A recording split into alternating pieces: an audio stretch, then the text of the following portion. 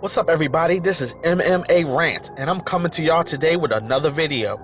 But of course, before I get started, like always, I want to say thanks to all the subscribers, thanks to everybody that's been leaving me comments, thanks to everybody that's been hitting me with the thumbs up, and also everybody that's been sharing my videos. I am greatly appreciative of it. And now on with the video. Today, I am talking about Nate Diaz. He's getting a lot bolder. He's getting a lot gangster.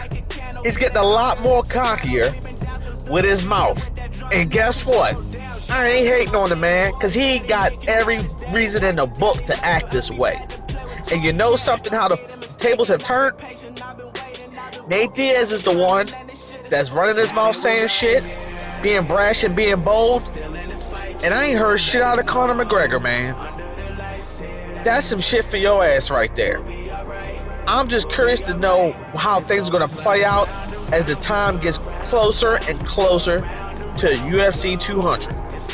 But basically today, this video is about how Nate Diaz has been on the record saying, hey, Conor, it's okay if you lose to a real G, because guess what?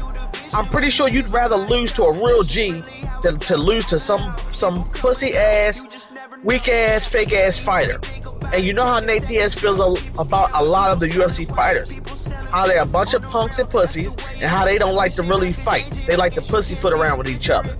Take each other down, hold them to the ground and shit like that. And Nate Diaz don't like to fight like that. Nate Diaz like to stay on his feet and throw them bows. He likes to punch your ass out. And if he's got to take it to the ground, that's just because a lot of the fighters become scared fighters and turn into panic wrestlers. And that's what he calls them.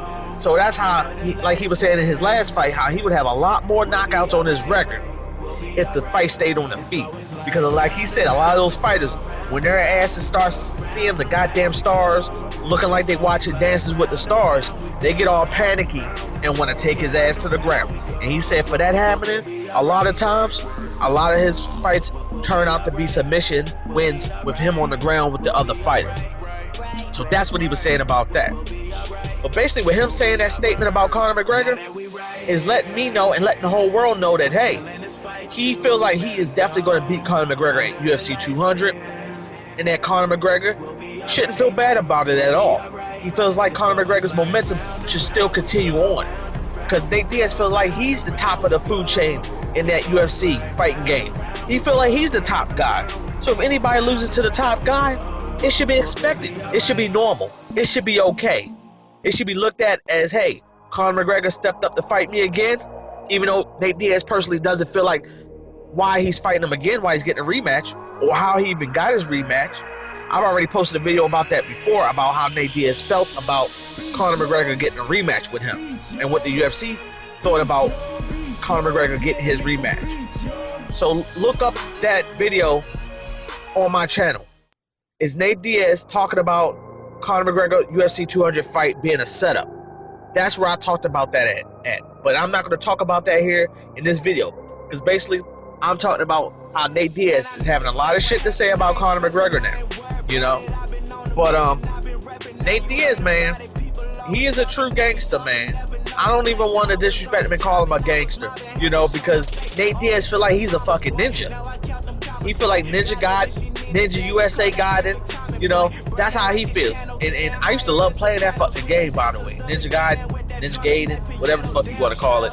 You know, that used to be my fucking game right there. So, Nate Diaz, I see where he's coming from with that shit. That probably used to be some shit he used to play, you know? But basically, you know, I'm dying to see how these press conferences and these face-to-face interviews go now for UFC 200 when they're advertising this shit. What's Conor going to say, man? What can Conor say, man? What can he say to Nate Diaz? How can Conor McGregor be the Conor McGregor we all know and love when he faced a horrific loss to Nate Diaz? Especially when he talked so much shit to him. I believe Conor McGregor's going to be still full off of that humble pie he had to eat from UFC 196, man. And I think, like Nate Diaz said, man, he didn't have much to say in the last fight because the fight was put on at such a short notice, you know? He said he wasn't too smart with what he had to say in that fight, you know, because he just didn't have time to train for it. He didn't have time to really think about what to say. And now with him knowing what fight he's going to be fighting, and him knowing he's going to fight Conor McGregor, you know, what is it? 3 months away? You know, May, June, July. Yeah, 3 months away. Him having that much time, Nate Diaz is going to be very smart and slick with his mouth on what he's going to say to Conor McGregor.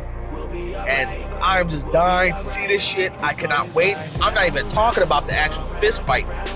I'm talking about the verbal warfare that's going to go on with these two in the press conferences leading up to UFC 200. And Nate Diaz has already started his shit, man.